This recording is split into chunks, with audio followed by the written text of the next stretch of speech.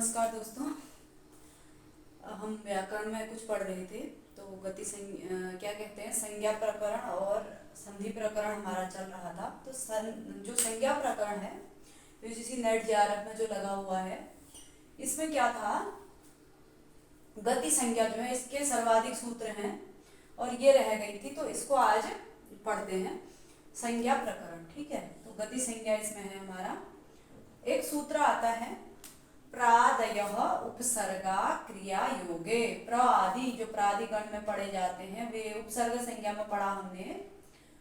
प्रादयः क्रिया योगे, प्र आदि जो है क्रिया से योग होने पर क्या होते हैं, प्रादयः उपसर्गा, इनकी क्या है, उपसर्ग संज्ञा होती है। प्र आदि की क्रिया से युक्त होने पर, क्रिया से योग होने पर इनकी प्र आदि की उपसर्ग संज्ञा होती है। तो यही जो प्र आदि है क्रिया योगे गतिश्च, गति संज्ञा का सूत्र क्या है, प्र इत्यादि क्रिया योग में क्रिया से युक्त होने पर गतिश्च क्या होते हैं, गति भी होते हैं। तो प्रादयः क्रिया योगे गतिश्च, प्रादयः उपसर्गा क्रिया योगे गतिश्च, प्र इत्यादि जो है वह गति क्या होते हैं, क्रिया से युक्त होने पर, क्रिया से योग होने पर क्या होते हैं, गति संज्ञक भी होते हैं। जो मतलब क्या होता है, भी होता है, ठीक है। प्रकृत्य, ये कृत्य क्या है, एक क्रिया है। प्रकृत्य, प्रकृतम, इस प्रकार से अथवा को लेप हो जाता है। क्या कहते हैं, गति संज्ञा का जो गति संज्ञा होती है इसका फल क्या होता है, कुगति प्रादयः से समास हो जाता है और कृत्वा को ल्यप हो जाता है। तो ये क्या है, इस गति संज्ञा का फल है। प्र इत्यादि जो है क्रिया से युक्त होने पर गति संज्ञक हो जाते हैं। गति संज्ञक होने पर इनका क्या हो जाता है, कुगति प्रादयः से समास भी होता है। तो आगे देखेंगे, दूसरा सूत्र है उर्यादि च्वी डाचश्च, उर्यादि च्वी डाचश्च, उरी आदि, ठीक है। उरी शब्द च्वी प्रत्यांत एक ऐसा प्रत्यय है, च्वी प्रत्यय है, जिसके साथ यह च्वी प्रत्यय लगा होगा वह क्या कहलाएगा, च्वी प्रत्यांत। और डाच प्रत्यय क्या है, डाच, डाच प्रत्यय। उर्यादि च्वी डाचश्च, उरी शब्द च्वी प्रत्यांत शब्द और डाच प्रत्यांत शब्द क्रिया योगे, क्रिया योगे की अनुवृत्ति सभी सूत्रों में जाएगी। जब तक अगला कोई अन्य नहीं आ जाता है तो तब तक क्रिया योगे की अनुवृत्ति चलती रहेगी। उर्यादि च्वी डाचश्च क्रिया योगे गतिश्च, गति ही, गतिश्च नहीं, क्या हो जाएंगे, गति। उर्यादि, उरी शब्द च्वी प्रत्यांत शब्द और डाच प्रत्यांत शब्द क्रिया से संयुक्त होने पर क्या होते हैं, गति संज्ञक होते हैं, ठीक है। गतिश्च की अनुवृत्ति भी चलेगी और क्रिया योगे की अनुवृत्ति भी चलेगी। गतिश्च से गति ही की अनुवृत्ति चलेगी। तो उरी कृत्य, उरी, उरी आदि उरी शब्द है, कृत्य क्रिया से संयुक्त होने पर शुक्ली शब्द, शुक्ल शब्द से च्वी प्रत्यय लग करके शुक्ली बना, तो शुक्ली जो है क्रिया से संयुक्त होने पर क्या हो जाएगा, गति संज्ञा हो जाएगा। पट पटा, यहाँ पर डाच प्रत्यय लगा है, पट पट के साथ डाच प्रत्यय, इस इनकी संज्ञा हो जाएगी, आ बचेगा, पट पटा हो जाएगा। तो डाच प्रत्यांत भी क्या होता है, गति संज्ञक होता है। उसके बाद अगला हमारा है अनुकरणम चानीति परम, अनुकरणम च अनीति परम, अनिति परम यानी कि अन इति परम, यानी कि पर में क्या हो, इति न हो, अनिति हो। और अनुकरणम, अनुकरणवाची शब्द जिसके पर में इति न हो वह क्या होता है, गति संज्ञक होता है। जैसे क्रिया से संयुक्त होने पर क्रिया योगी की अनुवृत्ति सभी में चलेगी। खाट कृत्य, खाट ये क्या होता है, ये कोई शब्द नहीं है, ये क्या है, अनुकरणवाची है। किसी चीज की का अनुकरण हम करते हैं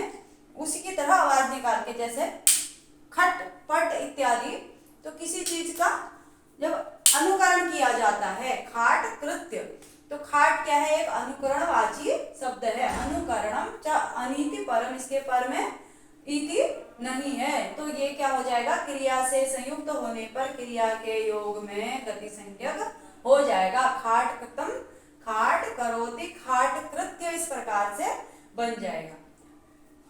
अगला है आदरानादरयो सदसति। आदर अनादर, आदर अनादरयो सद असति। आदर और अनादर अर्थ में सत और असत, सत और असत, आदर व अनादर अर्थ में क्रिया योगे, क्रिया से संयुक्त होने पर क्या हो जाएगा, गति संज्ञक हो जाएगा। जैसे सत कृत्य, असत कृत्य, असत जो है अनादर अर्थ में, असत कृत्य अनादर करके, सत कृत्य सत्कार करके, तो सत शब्द जो है आदर अनादर, यो हमने कौन सा सूत्र था, यथा संख्यम अनुदेश समानम, इस प्रकार से वहां पर क्या होता है, जितनी संख्या में हो, यहाँ पर भी दो है तो क्रमशः सत जो है आदर अर्थ में हो जाएगा और असद अनादर अर्थ में हो जाएगा। आदर अनादर यो सदसति, सत और असत आदर और अनादर अर्थ में विद्यमान होने पर क्रमशः, ठीक है, सत आदर अर्थ में होगा और असत अनादर अर्थ में होगा, तो क्या हो जाएगा, गति संज्ञक हो जाएगा। अगला है भूषणे अलम। भूषणे अलम, अलम शब्द भूषणे, भूषण अर्थ में, भूषण मतलब सजाने के अर्थ में, अलंकृत करने के अर्थ में भूषणे अलम। अलम शब्द भूषण अर्थ में क्या होगा, क्रिया योगे, क्रिया से संयुक्त होने पर क्या हो जाएगा, गति संज्ञक हो जाएगा। जैसे अलंकृत्य, अलम शब्द जो है भूषण अर्थ में, अलम कृत्य, अलंकृत्य मतलब अलंकार करके, सजा करके, अलम कृतम, तो ये जो है क्रिया से संयुक्त होने पर क्रिया क्या है, कृतम, कृत्य ये क्या है, क्रिया है। भूषण शब्द, भूषण अर्थ में अलम शब्द क्रिया से संयुक्त होने पर क्रिया योगे गति संज्ञक, चार गति संज्ञक हो जाएगा। उसके बाद अगला है हमारा अंतर परिग्रहे। अंतर अपरिग्रहे, अपरिग्रह मतलब होता है अस्वीकार करने के अर्थ में, अस्वीकार करने के अर्थ में अंतर शब्द अस्वीकार करने के अर्थ में यदि आएगा तो क्या होगा, क्रिया से संयुक्त होने पर अंतर शब्द अपरिग्रह अर्थ में, यानी कि अस्वीकार करने के अर्थ में क्रिया से संयुक्त होने पर क्या हो जाएगा, गति संज्ञक हो जाएगा। अंतरहत्य, अंतरहतम, ठीक है, अंतरहत्य अस्वीकार अर्थ में, मध्य में ही बाधा पहुंचाया जाना, इस प्रकार से अर्थ बनेगा। अगला है कणे मनसी। कणे मनसी श्रद्धा प्रतिघाते। श्रद्धा मतलब होता है इच्छा, श्रद्धा का एक अर्थ होता है इच्छा।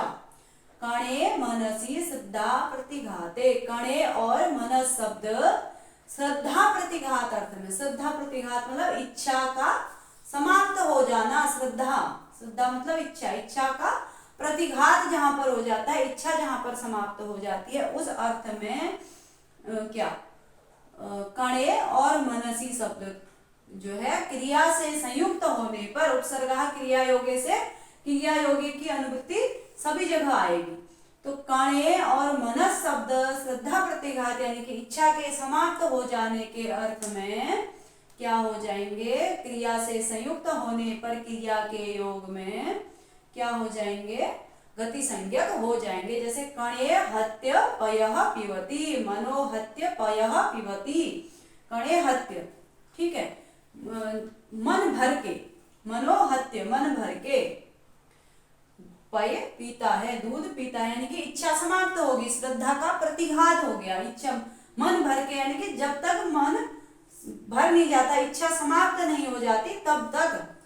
तो ये कणे और मनसी शब्द श्रद्धा प्रतिघात अर्थ में क्रिया से संयुक्त होने पर क्या होते हैं, गति संज्ञक होते हैं। अगला है पुरो अव्ययम।